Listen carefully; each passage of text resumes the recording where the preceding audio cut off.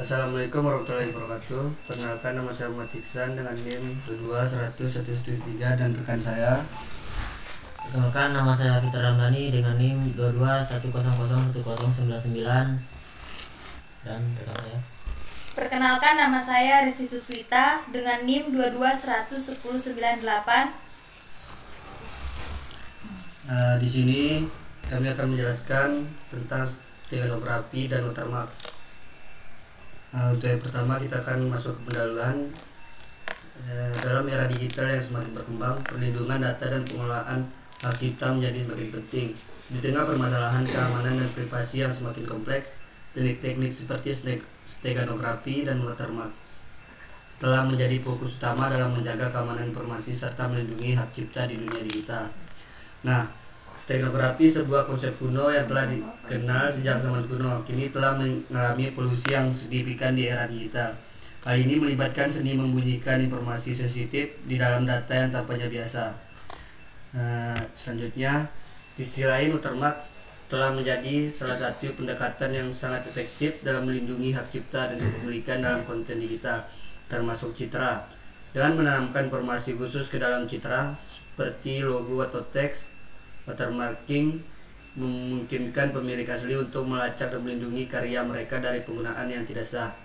Teknik ini telah menjadi standar dalam industri kreatif seperti fotografi dan desain grafis, di mana perlindungan hak cipta dan identifikasi kepemilikan merupakan kebutuhan yang mendesak. Nah, langsung masuk ke pembahasan, yaitu yang pertama, steganografi. Konsep steganografi sebagai metode menyembunyikan pesan dalam pesan lainnya. Konsep steganografi sebagai metode menyembunyikan pesan dalam pesan lainnya adalah inti dari teknik ini.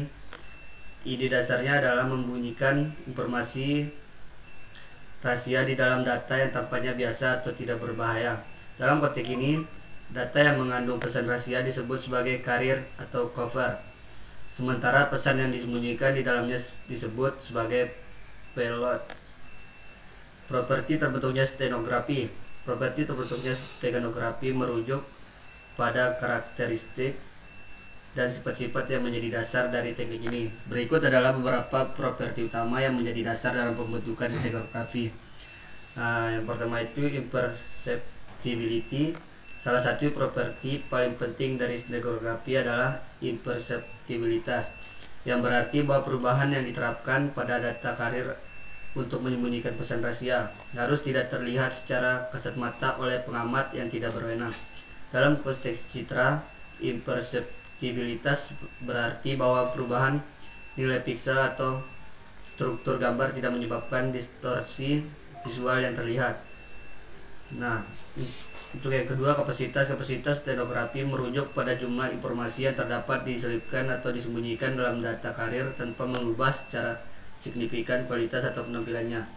Kapasitas ini tergantung pada karakteristik dari carrier dan teknik penyembunyian yang digunakan. Semakin besar kapasitasnya, semakin banyak informasi yang dapat diselipkan. Nah, untuk pembahasan selanjutnya akan dijelaskan oleh teman saya, Fitra Ramdhani. Selanjutnya ada resistance. Resistance adalah kemampuan steganografi untuk mempertahankan pesan rahasia yang disembunyikan bahkan setelah terjadi modifikasi atau manipulasi dan data carrier. Ini termasuk kemampuan untuk mendeteksi dan memperbaiki kesalahan yang terjadi selama proses penyisipan atau ekstraksi pesan. Selanjutnya, security. Properti keamanan steganografi mengacu pada kemampuan untuk menyembunyikan pesan rahasia dari deteksi oleh pihak yang tidak berwenang atau penyerang. Ini melibatkan penggunaan teknik penyembunyian yang kuat dan metode enkripsi yang dapat melindungi pesan rahasia dari usaha-usaha untuk digunakan. Selanjutnya yaitu efisiensi. Efisiensi steganografi merujuk pada tingkat overhead atau biaya yang terlibat dalam menyembunyikan pesan rahasia. Steganografi yang efisien membutuhkan sumber daya yang relatif kecil dan memungkinkan proses penyembunyian dan ekstraksi pesan yang cepat dan tanpa kesulitan. Selanjutnya itu perbedaan, kelebihan dan kekurangan stenografi klasik dan modern. Stenografi klasik dan modern memiliki perbedaan dalam hal teknik, kekuatan, dan tantangan yang dihadapi. Berikut adalah perbandingan kelebihan dan kekurangan. Yang pertama yaitu stenografi klasik. Kelebihannya yaitu simplicity. Stenografi klasik sering menggunakan metode sederhana seperti menyembunyikan teks dalam teks atau pengubahan huruf-huruf dalam teks untuk menyampaikan pesan rahasia. Pendekatan yang sederhana ini membuatnya mudah dipahami dan diterapkan bahkan oleh pengguna awam. Yang kedua yaitu keamanan. Karena sifat yang sederhana, stenografi klasik mungkin lebih sulit untuk dideteksi oleh algoritma deteksi modern yang kompleks. Ini membuatnya efektif dalam menghindari deteksi oleh pihak yang tidak berwenang. Selanjutnya itu kekurangan. Yang pertama adalah kapasitas terbatas.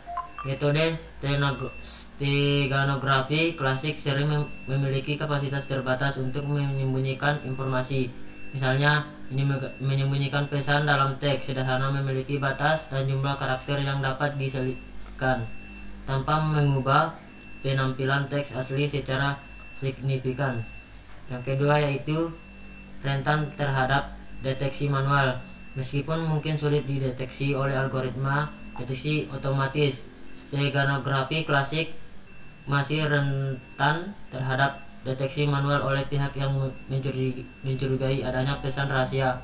Penyembunyian teks di dalam teks, misalnya, mungkin terlihat mencurigakan bagi mata manusia.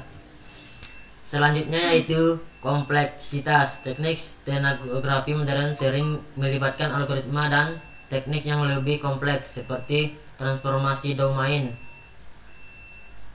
pengkodean adaptif, dan penggabungan dengan ekskripsi. Hal ini membuatnya memerlukan pengetahuan dan pemahaman yang lebih dalam penerapannya. Selanjutnya itu rentan terhadap deteksi lanjutan. Meskipun mungkin lebih sulit dideteksi daripada stenografi klasik, teknik stenografi modern masih rentan terhadap deteksi dan algoritma deteksi yang lebih canggih dan sensitif. Oleh karena itu, penelitian terus berlanjut untuk mengembangkan teknik stenografi yang lebih aman dan tidak terdeteksi. Pentingnya penggunaan watermark pada hasil ciptaan dan simulasi dan pembuatan watermark. Pentingnya penggunaan watermark pada hasil ciptaan. Perlindungan hak cipta. Watermark memberikan perlindungan terhadap pelanggaran hak cipta dengan menyisipkan tanda yang menunjukkan kepemilikan. Ini mencegah penggunaan ilegal dan distribusi tanpa izin dari karya digital seperti gambar, video, dan dokumen. Verifikasi keaslian. Watermark memungkinkan pemilik konten untuk memverifikasi keaslian produk mereka. Ini sangat penting dalam konteks digital di mana konten dapat dengan mudah diduplikasi dan disebarluaskan tanpa izin. Selanjutnya ada pencegahan plagiarisme. Dengan menyisipkan watermark pada karya ciptaan, pemilik dapat mencegah plagiarisme. Tanda air ini berfungsi sebagai bukti kepemilikan yang sah dan menghalangi pihak-pihak yang mencoba mengklaim karya tersebut sebagai milik mereka. Pelacakan distribusi. Watermark memungkinkan pelacakan distribusi ilegal dengan menyisipkan tanda air yang unik untuk setiap salinan yang didistribusikan. Pemilik dapat melacak sumber bocornya konten dan mengambil tindakan yang diperlukan. Simulasi pembuatan watermark. Membaca gambar. Gambar utama dan watermark dibaca menggunakan CV2 Imrit. Mendapatkan dimensi. Dimensi gambar utama dan watermark diambil untuk menentukan posisi watermark. Menentukan posisi. Watermark ditempatkan di pojok kanan bawah gambar utama. Membuat mask Jika watermark memiliki kanal alpha atau transparansi, marks dibuat untuk menggabungkan watermark dengan gambar utama. Menggabungkan gambar. Watermark digabungkan dengan gambar utama menggunakan mask. Menyimpan dan menampilkan. Gambar hasil disimpan dan ditampilkan. Jadi kesimpulannya adalah steganografi dan watermark menyediakan alat yang efektif untuk melindungi informasi dan memastikan kepemilikan karya digital. Meskipun teknik dan aplikasi keduanya berbeda, penerapan yang tepat dari masing-masing metode dapat memberikan lapisan tambahan keamanan dan perlindungan dalam dunia digital yang semakin kompleks. Implementasi praktis menggunakan alat seperti OpenCP menunjukkan bahwa teknologi ini dapat diterapkan dengan relatif mudah untuk memenuhi berbagai kebutuhan perlindungan data.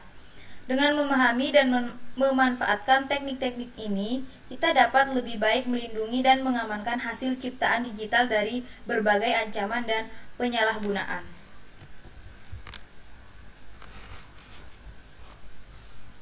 Kasih tahu, kita tahu itu tetap pustakanya ini.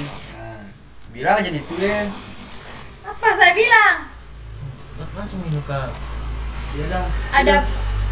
Adapun daftar pustakanya sebagai berikut. Nah, gitu nah. Ulang dulu. Kasih lama di kamu ya.